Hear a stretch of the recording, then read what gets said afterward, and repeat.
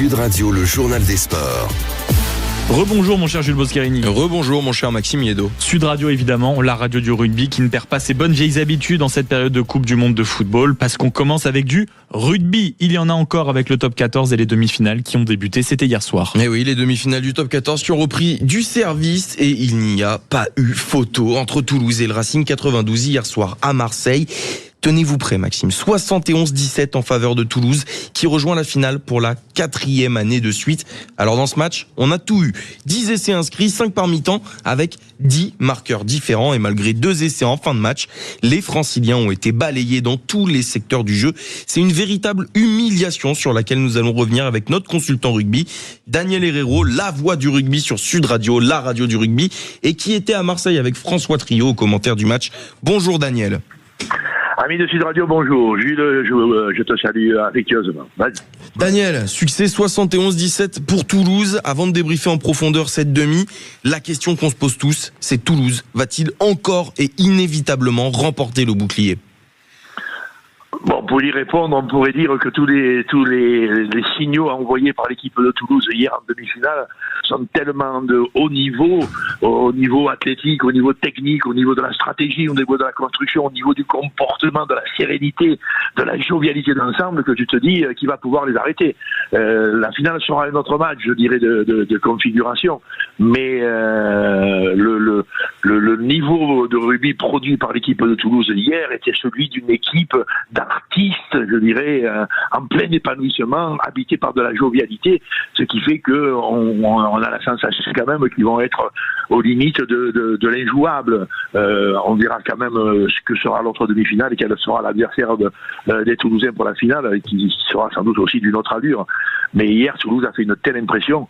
Mais il faut dire aussi que les Franciliens, le Racing Club de France, l'équipe opposée à Toulouse hier en demi-finale, ont été quand même un chef-d'œuvre de renoncement. Tu vois, oui, parce que j'allais dire justement, qu'est-ce qui a fait défaut au Racing hier soir ? Parce que on parle du top 14, un tel écart en demi-finale sur ce qui est considéré comme le meilleur championnat du monde, c'est un cataclysme.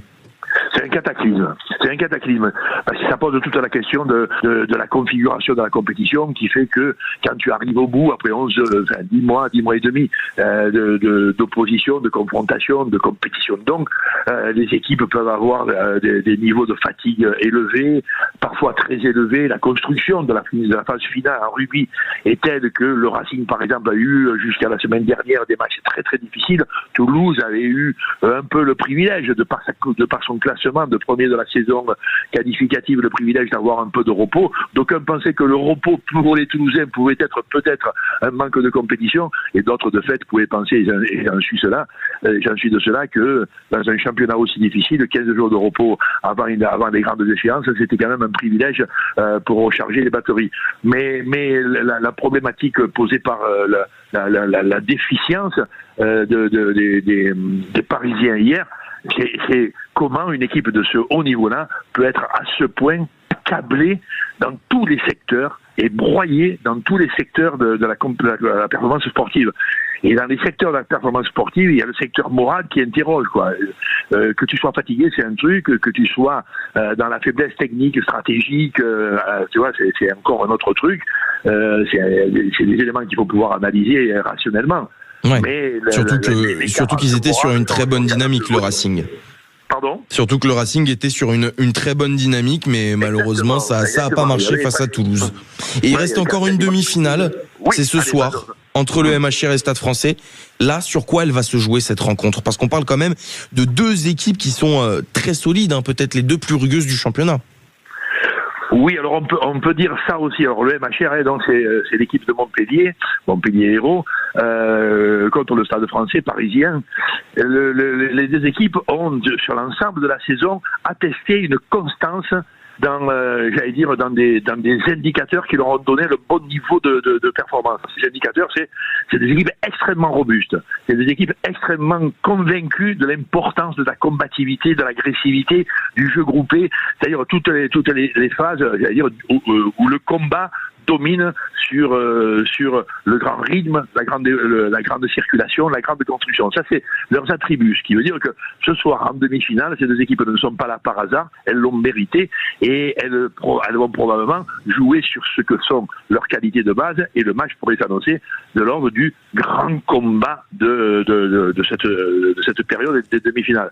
Il reste quand même temps, ces deux équipes ont aussi, et ce qui atteste, c'est qu'elles sont en demi-finale, montré des aptitudes au jeu, sans aucun doute bien moins épanouies que le rugby produit par les Toulousains hier.